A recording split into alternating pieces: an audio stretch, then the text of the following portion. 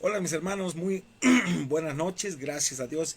Ya es viernes, bueno, pues ya estamos listos para igual para el domingo, para dar las conferencias, si Dios nos permite, la próxima semana.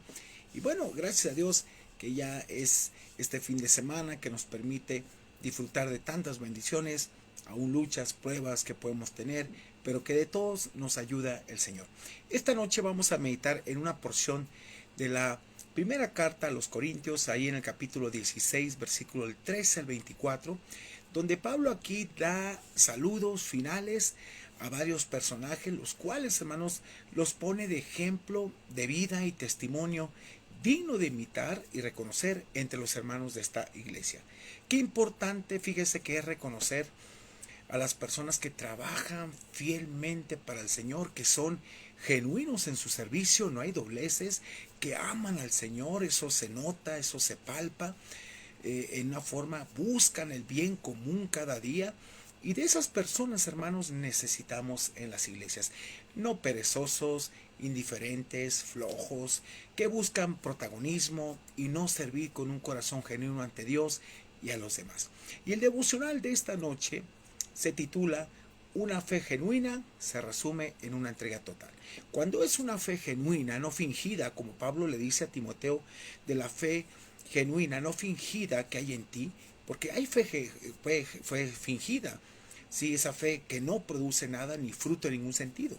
Aquí el deseo de Pablo, hermanos, era de visitar esta iglesia, era precisamente con gran entusiasmo. Él veía el progreso precisamente de la obra y los corazones entregados a esta obra que el Señor había hecho en ellos. Así que analicemos lo que es lo que quiere el Señor que aprendamos esta noche. Y por favor abra su corazón, su mente y escuche la voz de Dios. No endurezca su corazón. Aquí Pablo hace una exhortación precisamente a tener una conducta, hermanos, pues apropiada, ¿no? En todo momento. Y pues, sobre todo esa conducta pues era personal, pero a tener esa situación a la cual Pablo les dice lo que él desea en esta parte, ¿no?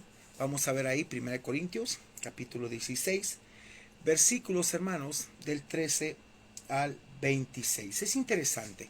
Fíjese lo que dice aquí Pablo, ¿sí? Ponga atención, dice, velad, es un mandato, y el segundo, y estad firmes en la fe.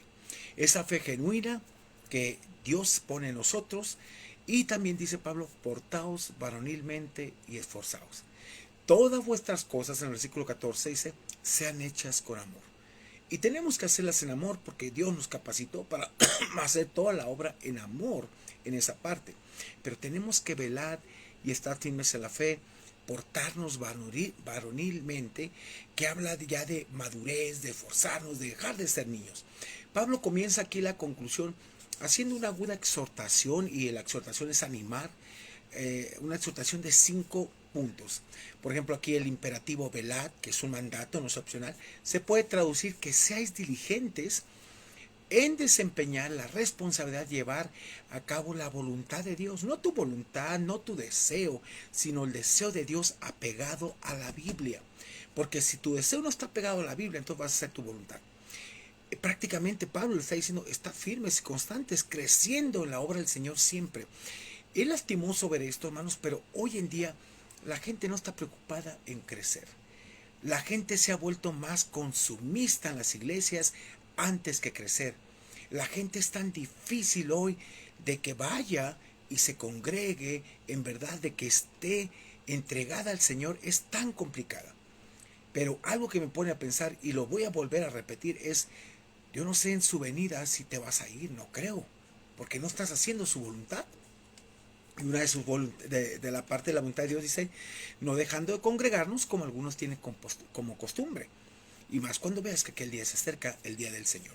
Y la exhortación a estar firmes, hermanos, es apropiada a la luz de la susceptibilidad precisamente que tenían los corintios por los falsos maestros, que se dejaban engañar muy fácilmente.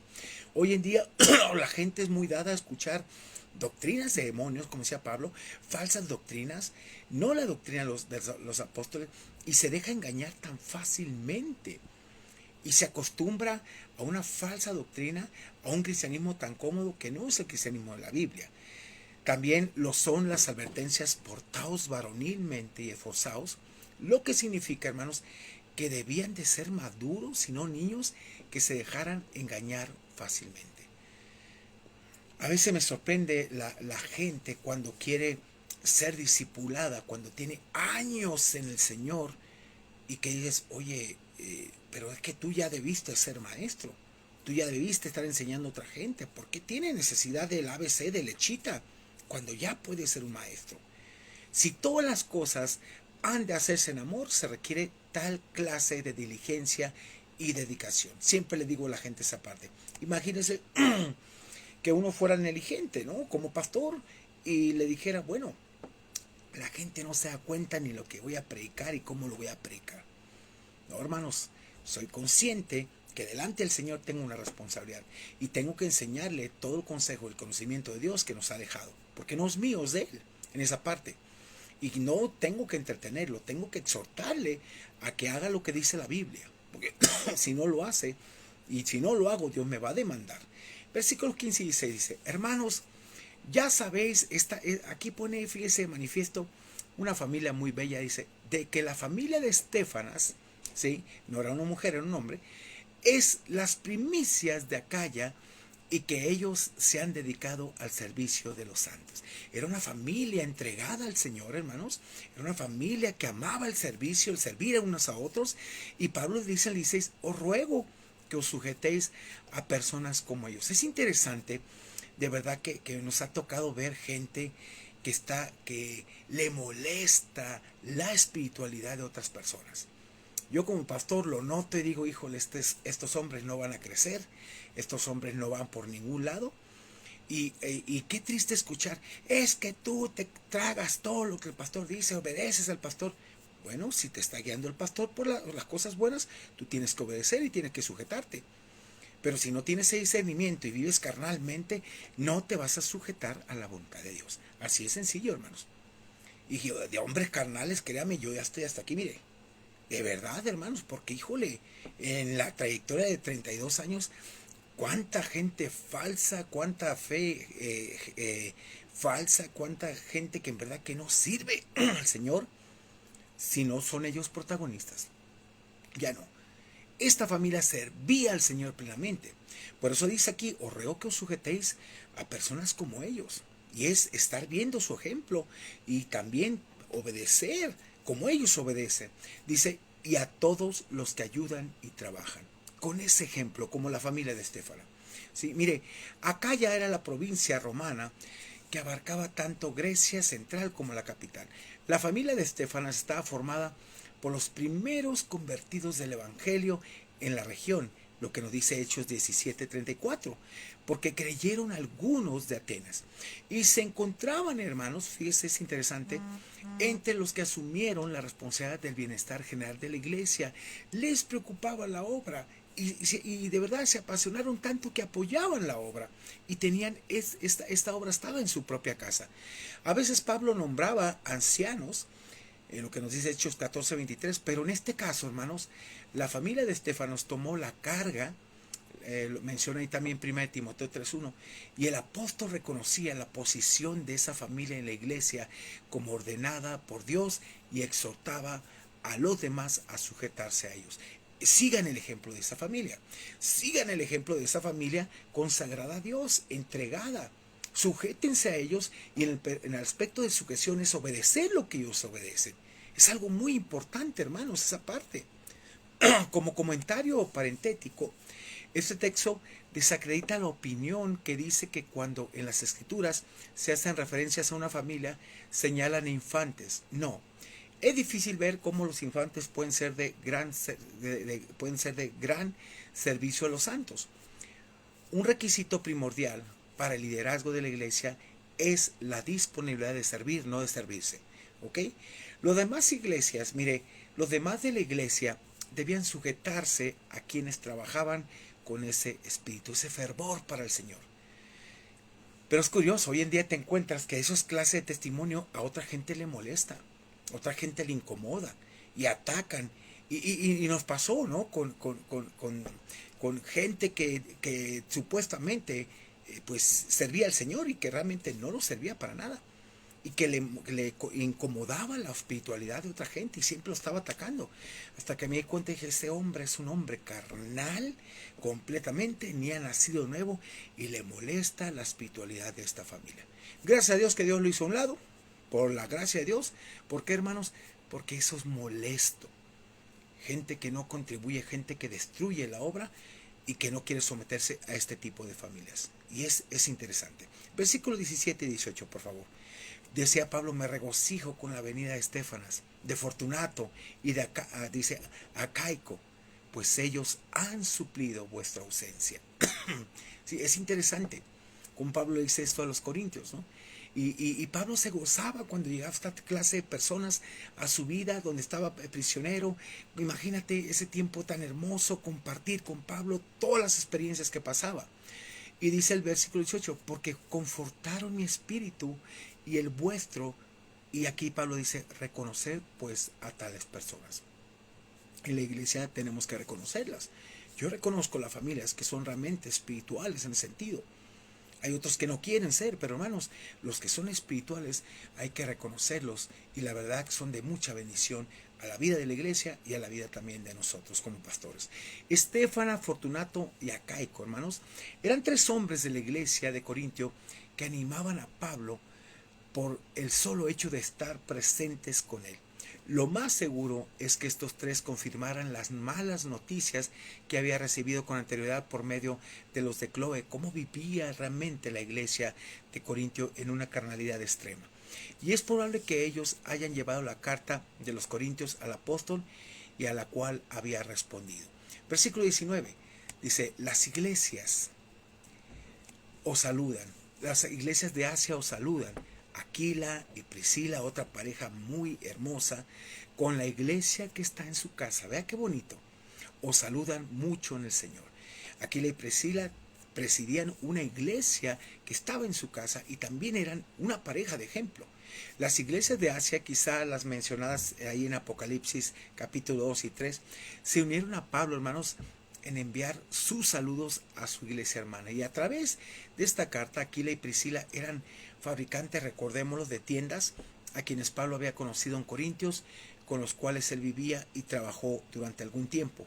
Ellos habían seguido a Pablo a Éfeso y se habían quedado para colaborar en el ministerio, prestando su casa para las reuniones. Qué difícil es hoy en día que la gente quiera abrir su casa para bendición. Siempre parece como que están escondiendo cosas, no quieren ser descubiertos. Y qué triste es eso, cuando se antepone una cultura. Pues así somos. No, no somos así. Si usted es cristiano, usted tiene que ser un buen hospedador. Usted tiene que abrir su casa para el reino de Dios y que otros lo conozcan en esa parte. Esta pareja conocía a mucha gente de Corintio, hermanos, precisamente, y muchos de los hermanos los conocían a ellos también, Aquila y Priscila. Versículo 20, por favor. Dice Pablo, os saludan todos los hermanos, saludaos los unos a los otros con ósculo santo. Mira, era una iglesia muy besucona en esa parte. Hay gente que no soporta esto, el hecho de abrazarse o darse un beso, y como que ponen barreras. Pablo aquí le dice, es un beso santo, un beso en el amor del Señor. Todos los hermanos se pueden referir a los miembros de la iglesia corintia radicados en Éfeso, hermanos, al momento de escribir la carta, ¿sí? O a los creyentes efesios que se reunían en una casa o varias casas que tenían abiertas, que no era la de Aquila y Priscila. Puede también hacer la mención a la comunidad cristiana en general que vivía en la provincia de Asia. El ósculo santo era más que nada una expresión simbólica de amor, perdón y unidad que debe ser característica sobresalientes del trato cristiano. Como tal, se asocian con la celebración de la Cena del Señor como preludio. Era la marca del vínculo familiar que unía a los creyentes.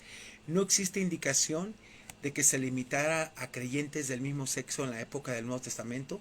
La sugerencia de separar a los sexos para el beso se hizo más tarde, en el siglo II, debido a la crítica de los no creyentes al peligro latente del abuso erótico. Pero hay gente que le molesta y dice, no, yo no. Yo por amor a mi esposa prefiero que no besar a nadie. Pues hermanos, mire cada quien en su mente, ¿no? Pero no se cierre a eso. Usted puede saludar, hay personas que nos saludan con tanto amor, lo puede sentir uno, y hay personas que no les gusta, bueno, y nosotros respetamos, pero Pablo aquí dice que tenemos que expresar esa parte de amor. Sin embargo, en este contexto de la Iglesia del Nuevo Testamento no se aprecian esas diferencias en la cual el amor mutuo se expresa en forma abierta. Versículo 21, por favor, dice, yo Pablo os escribo esta salutación de mi propia mano.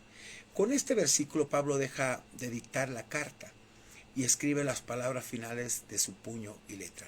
Versículo 22 dice, mire, esto es bastante fuerte por el celo que había en Pablo. Y Pablo dice, el que no amare al Señor Jesucristo sea anatema, maldito. El Señor viene. Hermanos, hay tanto fingimiento dentro de las iglesias. Hay tanta hipocresía. Gente que está en la iglesia dando una cara y fuera es otra. Qué vergüenza es cuando esas gentes se dan a conocer. Qué vergüenza son cuando son, la verdad, excelentes actores hipócritas, de dos caras. Que ahí en la iglesia son una cosa, pero fuera son otra. Y tienen un testimonio pésimo. El no amar al Señor es eso. Cuando no amas al Señor vas a dar un testimonio pésimo.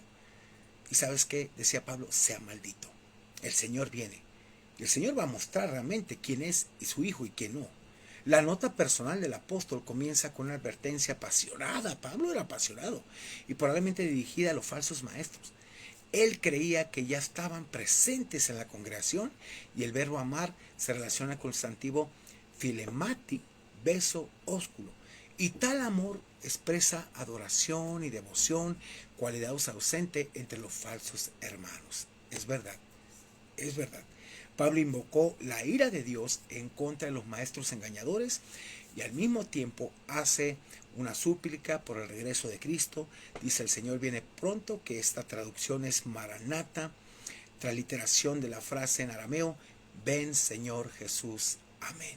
Y por último, versículos 23 y 24. Mire lo que dice los últimos saludos. La gracia del Señor Jesucristo esté entre vosotros. Cuando la gente ha entendido la gracia, va a entender la armonía, el amor que hay. Cuando no, hermanos, no viven la gracia, viven en una total desgracia. Esa es la verdad.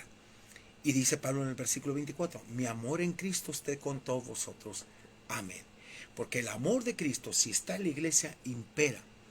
El amor de Cristo busca la unidad. El amor de Cristo busca, en verdad, ese apoyo mutuo. Buscan someterse unos a otros. Para la congregación de los creyentes de Corintio, Pablo invocó precisamente lo que les hacía falta, la gracia continua del Señor Jesucristo, entenderla, y le recordó que en realidad no merecían su amor, ese amor ágape, ferviente, porque no era correspondido ese amor. Pero sin embargo Dios lo derrama. Y los incluyó a todos, aunque no estaban unidos entre sí. Recordemos cómo era la iglesia de Corintios, como el Padre espiritual, que era para ellos el Cristo Jesús. Él buscaba la unidad de la iglesia. Y hermanos, como dice la Escritura, tenemos que reconocer a esas personas. Gracias a Dios por esas personas que llegan con un amor completamente desinteresado, que se dan, que son de ejemplo, que quieren servir. Gracias a Dios. Los protagonistas de Gemesite no son para amar. No.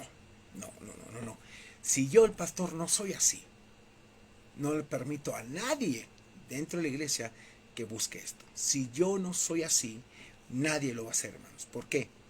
Porque no buscamos eso. Por eso a veces mucha gente no puede encajar en una iglesia amorosa, porque no lo son. No puede encajar en una iglesia de fe, porque no tienen fe. No pueden encajar en una iglesia que sirve al Señor plenamente, porque ellos no sirven. No pueden encajar en una iglesia espiritual, porque ellos no lo son. Pero quiero que pienses eso. Una fe genuina se resume en una entrega total. Te invito a orar. Padre, gracias te doy por este día. Gracias porque ya es viernes. Gracias porque estamos en tu presencia. Gracias porque nos ayudas en todo momento. Gracias porque tú eres el que nos sostiene, nos sacas adelante, aún en pruebas, en tormentas, situaciones que no entendemos, estás ahí. Y Señor, de verdad, gracias te damos por todas esas familias que tienen esa fe, esa entrega total, Señor, que en verdad sirven genuinamente y con amor los unos a los otros. Gracias también porque nos has mostrado los que no son, Señor, y te agradezco porque tú mismo te has encargado de quitarlos, Señor. Y gracias también por ellos, porque Padre, han mostrado que no están en ti, que no están en Cristo. Pero gracias, Dios, porque tú preservas tu iglesia. Gracias porque tú la limpias, tú la cuidas, tú la soportas, la llevas.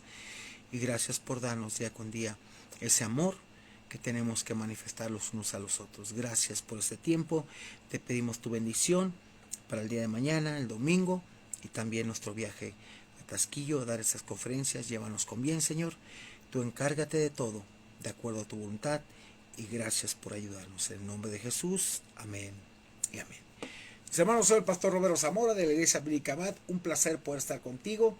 Gracias a Dios que hoy terminamos viernes, pero estamos en la presencia de Dios. Estamos buscando día con día lo que Él quiere, no lo que nosotros queremos. Y hermanos, tal vez a muchos no les cae el 20 todavía, como lo hemos dicho y muchos pastores, pero el día que el Señor venga, hermanos, espero que no te estés lamentando si hubiera hecho caso. Bueno, pues como en los días de Noé, la gente no hizo caso, vino las cosas, ahí te la dejo de tarea. Dios te bendiga.